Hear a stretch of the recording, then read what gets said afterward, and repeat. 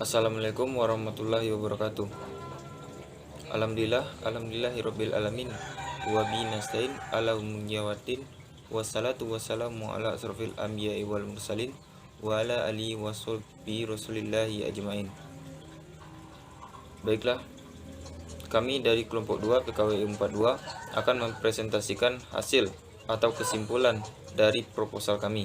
Sebelumnya, untuk perkenalan, saya Irfan Aldi sebagai moderator dan anggota kelompok, di antaranya Anggun Kotimah, Faraib Sama Harlin, Muhammad Dufa Lovenzi, dan Riri Puspita. Baiklah, untuk pembahasan kepada anggota kelompok dipersilahkan. Saya Riri Puspita dari jurusan Ilmu Administrasi Negara. Saya merupakan anggota dari kelompok 2. Nah, di sini saya akan menjelaskan sedikit tentang proposal saya yang berjudul membuat kerajinan tangan dari limbah plastik atau berupa botol bekas. Alasan saya mengambil limbah plastik untuk dijadikan sebuah kerajinan. Yang pertama, bahan dan peralatannya mudah ditemukan di sekeliling kita. Yang kedua, dengan mendaur ulang kembali sampah, maka lingkungan di sekitar kita akan menjadi bersih. Kerajinan tangan dari limbah plastik ini tidak hanya berupa gelas sarbet saja, tetapi juga bisa berupa tas, keranjang buah, piring buah, dan lain sebagainya. Nah, untuk yang lebih jelasnya lagi, nanti silahkan baca kembali proposal saya. Saya Anggur Khotimah dari kelompok 2 akan menjelaskan proposal saya yang berjudul Banana Nugget, kuliner kreatif dari pisang sebagai strategi ekonomi dalam optimalisasi hasil olahan bumi di Kota Pariaman dengan berbagai cita rasa, dengan prinsip PHD, Productive, Healthy, and Delicious.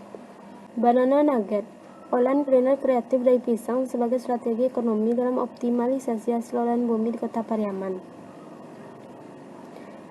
Banana nugget diharapkan dapat menguntungkan berbagai sektor. Banana nugget merupakan olahan kuliner yang dibentuk kuliner kreatif dari pisang sebagai strategi ekonomi dalam optimalisasi hasil olahan bumi di Kota Pariaman. Baik, saya Farah Ibtisama Harlin dari kelompok 2 mata kuliah pengantar kewirausahaan. Saya akan menjelaskan proposal atau bisnis plan di bidang usaha kuliner. Judul usaha saya yaitu Keripik Cireng Ahoy, yaitu produk cemilan garing dengan berbagai varian rasa yang gurih. Lembar pengesahan bisnis plan, judul usaha saya Keripik Cireng Ahoy.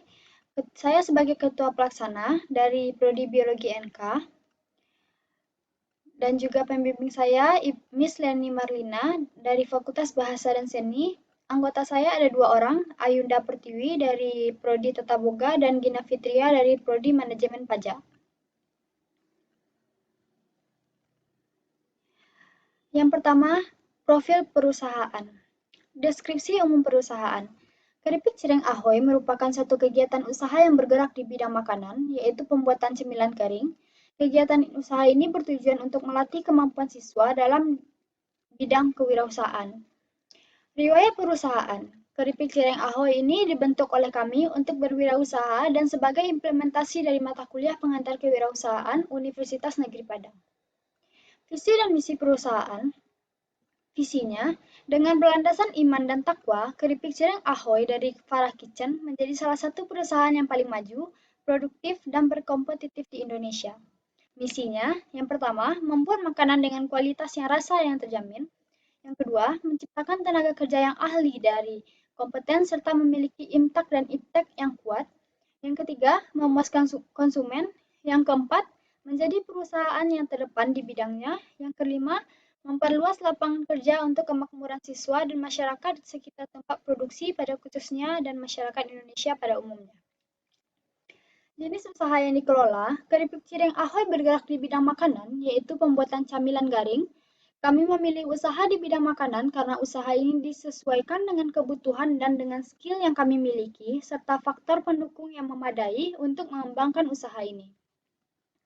Jenis usaha yang direncanakan, kami sepakat untuk membuat suatu usaha di bidang makanan, yaitu pembuatan camilan garing, yaitu keripik cireng dengan berbagai varian rasa diantaranya balado, pedas, BBQ, jagung bakar, dan lain-lain. Yang kedua ada pasar dan pemasaran. Lingkungan usaha di Padang, jenis usaha di bidang makanan khususnya camilan memiliki peluang yang sangat menjanjikan. Karena makanan adalah kebutuhan primer manusia. Ditambah lagi dengan banyaknya jumlah siswa UNP, UNAN, maupun SD, SMP, SMA, dan penduduk di Padang dan sekitarnya. Oleh karena itu, kami bertekad mengembangkan usaha pembuatan camilan ini karena ditunjang dari banyaknya peluang dan mengembangkan jenis usaha lain. Yang kedua ada kondisi pasar. Jika melihat kompetitor-kompetitor yang bergerak di bidang usaha yang sama, memang sudah cukup banyak. Tapi kami menyiasatinya dengan inovasi berbeda dari produk-produk yang sudah ada, yaitu dengan inovasi baru yang lebih enak, ukuran yang lebih besar, harga yang ekonomis, dan yang paling penting, sehat dan higienis. Dengan ini kami yakin produk yang kami miliki mampu bersaing dan laku di pasaran. Rencana pemasaran yang kami rencanakan ada dua media, online dan offline. Dari online melalui sosial media seperti Instagram, WhatsApp, Facebook, dan lain-lainnya. Dari offline bisa kami menjual di sekitar kampus UNP, menjual di GOR pada hari Sabtu atau Minggu, mengikuti Expo Kewirausahaan UNP, menjual di area rumah Komplek UNAN khususnya. Lalu ada faktor penghambat dan pendukung. Setiap usaha yang dijalani pasti ada faktor penghambat dan pendukungnya. Yang pertama, faktor penghambat tersebut diantaranya banyaknya usaha yang sama, harga bahan baku yang tidak stabil. Tapi kami sudah merencanakan untuk memecahkan masalah faktor penghambat tersebut diantaranya yaitu dengan berhati-hati dan mengelola setiap anggaran dana yang akan dikeluarkan. Sedangkan untuk mengatasi faktor yang kedua, yakni harga bahan baku tidak stabil, kami menyiasatinya dengan membeli bahan baku langsung kepada petani setempat agar memperoleh harga yang lebih murah atau kami membeli barang baku dengan harga grosir. Yang kedua ada faktor pendukung usaha ini. Di antaranya, yang pertama kondisi tempat dan peralatan yang memadai, yang kedua higienis dan harga yang relatif terjangkau, karena ini merupakan homemade, yang ketiga merupakan salah satu produk yang banyak diminati oleh masyarakat. Lalu sekarang saya akan membahas analisis SWOT. Yang pertama ada strength atau kekuatan. Keripik cireng merupakan inovasi lain dari makanan cireng. Biasanya keripik cireng merupakan camilan yang dibuat garing sehingga tahan lama. Keripik cireng Ahoy terdapat banyak varian rasa seperti balado, pedas, jagung bakar, barbeque, dan lain-lain.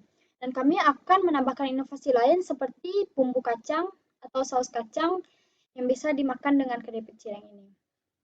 Camilan ini dapat dikonsumsi oleh anak-anak maupun dewasa. Setiap orang pasti sangat suka dengan camilan dengan kualitas, rasa, dan kehigienisan yang baik. Yang pastinya harga yang murah, keripik cireng Ahoy akan memiliki nilai jual yang tinggi. Bahan dan alat pembuatan keripik cireng sangat mudah didapat. Pembuatannya sangat mudah dan tidak membutuhkan waktu yang lama. Memiliki banyak relasi pemasaran seperti warung, kantin-kantin di setiap fakultas UNP, area GOR, dan melalui sosial media yang akan memudahkan bagi orang yang malas untuk keluar rumah di masa pandemi ini. Yang kedua ada weakness atau kelemahan. Saat sekarang ini kurangnya modal untuk menjalankan bisnis ini dan harga bahan baku yang tidak stabil. Yang ketiga, ada opportunity, peluang atau kesempatan. Usaha inovasi dari cireng ini, yaitu keripik cireng dengan berbagai varian rasa, memiliki prospek penjualan yang menjanjikan. Keripik cireng Ahoy memiliki peluang besar bagi siapa saja, terutama mahasiswa yang senang dengan camilan serta hal-hal yang tidak biasa. Lalu yang keempat, ada threat atau ancaman. Ancaman usaha keripik cireng Ahoy yaitu banyaknya kompetitor yang bergerak di bidang yang sama. Lalu ada aspek produksi. Yang pertama, alokasi usaha. Keripik cireng Ahoy berlokasi di Komplek UNAM Blok D3 1220, Kecamatan Lubuk Kilangan, Kelurahan Padang Besi, Sumatera Barat. Saat ini, kami memilih lokasi di rumah produksi karena dalam keadaan pandemi sekarang ini, orang-orang tidak perlu keluar rumah, cukup pesan online dan makanan akan langsung diantar ke rumah customer. Yang kedua, fasilitas dan peralatan produksi. Dalam kegiatan usaha ini kami menggunakan fasilitas yang diperoleh dari modal sendiri, yaitu sebagai berikut, ada peralatan, ada kompor gas, selang dan regulator, ada wajan penggorengan, ada mangkok stainless, pisau, talenan, sendok penggorengan, blender, plastik tipis, plastik klip kemasan, dan plastik kresek. Lalu bahan bakunya, peralatan tadi total biayanya sekitar 780.000. Lalu bahan bakunya ada tepung tapioka, tepung terigu, bubuk kaldu, garam, bawang putih, kencur, daun bawang, bubuk varian rasa, minyak goreng, air mendidih. Total biayanya sekitar 278.000. Proses produksi. Dalam proses produksi usaha ini diantaranya, yang pertama menyiapkan bahan yang akan digunakan, yang kedua mempersiapkan peralatan yang akan digunakan, yang ketiga memulai proses pengerjaan, dan yang keempat melakukan pengemasan atau finishing. Proses pengerjaan. Dalam melakukan pengerjaan dilakukan dengan rincian sebagai berikut. Hari Senin sampai Minggu, waktu saya akan membuat keripik cireng dari jam 6 sampai jam 8 pagi, itu setiap hari, dan ditambah pada hari Sabtu dan Minggu jam 3 dan sampai jam 5. Karena saya yakin Sabtu Minggu akan banyak pemesanan lagi. Dan banyaknya waktu saya yang disesuaikan dengan jadwal mata kuliah saya. Cara pembuatan. Yang pertama, campur rata tepung terigu, tapioka, garam, dan penyedap rasa. Aduk rata, sisihkan. Yang kedua, haluskan bawang putih dan kencur dengan blender. Yang ketiga, masak air dengan bumbu halus sampai mendidih. Yang keempat, tuang air mendidih ke dalam wadah yang berisi tepung sambil diaduk dengan sendok kayu. Setelah adonan tidak terlalu panas, uleni dengan tangan sampai kalis. Yang kelima, ambil secuil adonan, bulatkan lalu taruh di antara lembar plastik. Tekan sampai tipis, saya ditekan dengan bagian bawah gelas. Lalu susun di atas nampan yang telah ditaburi tepung tapioka, lakukan sampai adonan habis. Gunanya supaya tidak lengket. Yang keenam, goreng dalam minyak yang telah dipanaskan. Gunakan api cenderung kecil. Goreng sampai warnanya berubah agak kekuningan. Jangan sampai berwarna kecoklatan supaya tampilannya cantik. Angkat dan tiriskan. Setelah dingin, masukkan ke dalam wadah, tutup rapat supaya renyahnya awet. Yang ketujuh, tambahkan varian rasa yang diinginkan. Atau saya juga menyediakan keripik cireng yang original dan ditambah dengan saus kacang. Aspek keuangan. Rencana produksi, jenis produksi keripik cireng, jumlah produksi rencana awal hanya 20 bungkus per hari, sama dengan 560 bungkus per bulan. Biaya tetap, yaitu biaya peralatan tadi, yang kompor gas, regulator, blender, dan lain-lain, itu peralatan sekitar 780.000. Lalu biaya variabel, yaitu biaya bahan baku, tadi sekitar 278.000 per hari, sama dengan 8.340.000 per bulan. Lalu biaya overhead, ada listrik sekitar 200.000 per bulan, air minum 60.000 per bulan, dan biaya lainnya seperti distribusi, biaya transportasi, biaya pengemasan, biaya dan lain-lain itu 100.000 per bulan. Jumlahnya 8.700.000. Satu bulan kerja dihitung 30 hari, total cost-nya 9.480.000. Rencana pemasaran, harga jual merupakan bahan baku modal ditambah bahan baku modal dikali markup.